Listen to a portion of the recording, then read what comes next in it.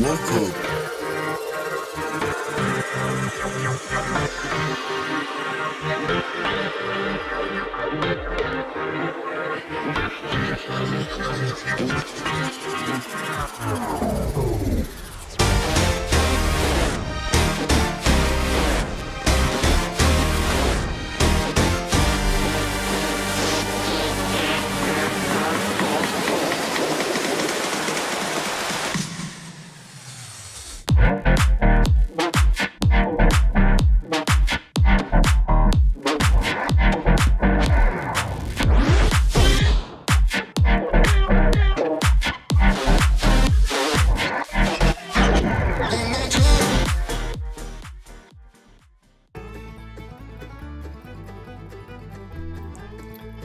Welcome to the Everything Podcast. I am your host, Chuck Manatee. And in today's episode, we are going to be covering Jurassic World Rebirth, which is coming out actually really soon. So that is set to be released in the United States on July 2nd, 2025. So as usual, you guys know the drill when it comes to the trailers and so on. This trailer came out relatively recently, about 2.5 weeks ago.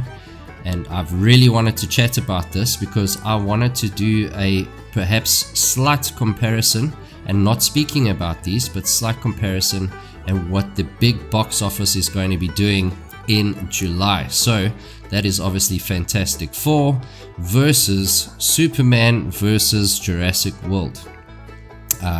My personal thoughts on those is the dinos are going to be cleaning up. So that is my personal opinion.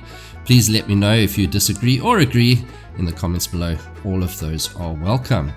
So without any further ado, let's get into it. So Jurassic World Rebirth is an upcoming American science fiction action film directed by Gareth Edwards and written by David Cope. It is a standalone sequel to Jurassic World Dominion, which came out in 2022, the fourth Jurassic World film and the seventh installment overall in the Jurassic Park franchise. So development of the film was reported in January 2024 and had been underway for some time. Edwards was hired as a director a month later, and casting commenced shortly thereafter. Principal photography took place in Thailand, Malta, and the United Kingdom from June to September 2024.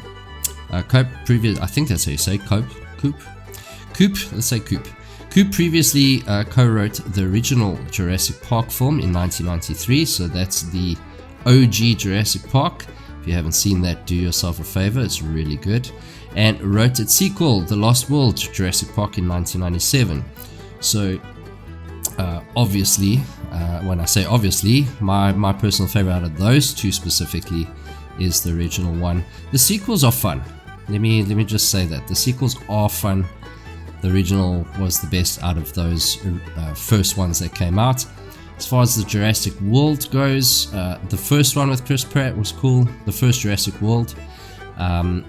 This trailer looks bonkers, but we will watch the trailer in just a little bit together. But first, with regards to the cast, we've got Scarlett Johansson, and she is going to be playing a Zora, who is a covert operation expert. You obviously remember her from movies in the Avengers like Black Widow. Well, she played Black Widow in the Avengers. And then Mahershala Ali, and you'll know that he was obviously supposed to play Blade, but that didn't go through because they were having issues with the writing there. But interesting fact, his movies have grossed 3.3 billion worldwide, so that's pretty cool. Seems to be another person who's raking in the big ones, but very good actor there. Jonathan Bailey, he's an English actor, and he does dramatic, comedic and musical roles on stage and screen, and his accolades include Laurence Olivier Award and Critics' Choice Television Award, so that's pretty interesting. He's playing a paleontologist. And then lastly, who I'm going to talk about today, because there's quite an extensive cast, but I wanted to talk about the important ones. So Rupert William Anthony Friend, or just Rupert Friend, is a British actor. He first gained recognition for his roles in The Libertine in 2004 and Mrs. Palfrey and the Claremont in 2005. And those actually won him awards for the best newcomer. So there you go. So that's my little 5 cents in the cast. So just a little bit of background. So David Koop co-wrote the first film, like I said, Jurassic Park 1993.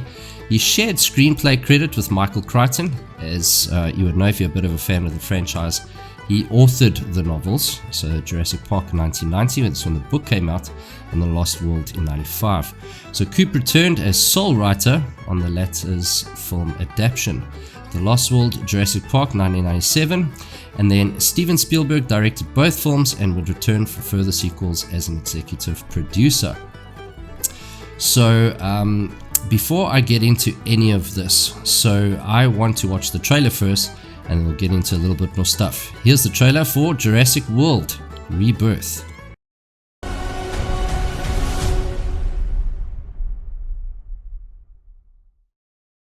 And that was the trailer for Jurassic World Rebirth. What are your feelings? How do you feel about this? How does it look like? Are you excited? Those are the questions you need to ask yourself, which is what gets bums in seats. That is just fact. So the premise, and it sounds like a pretty fun premise, there is one or two things that lose me a little bit. So 5 years after the events of Jurassic World Dominion, Earth's environment has largely proven inhospitable to dinosaurs and other de-extinct prehistoric animals.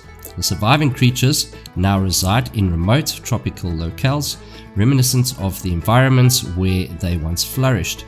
Zora Bennett, and that's obviously Scarlett Johansson, a covert operative, is recruited by a pharmaceutical company to collaborate with paleontologist Dr. Henry Loomis and team leader Duncan Kincaid on a top secret mission.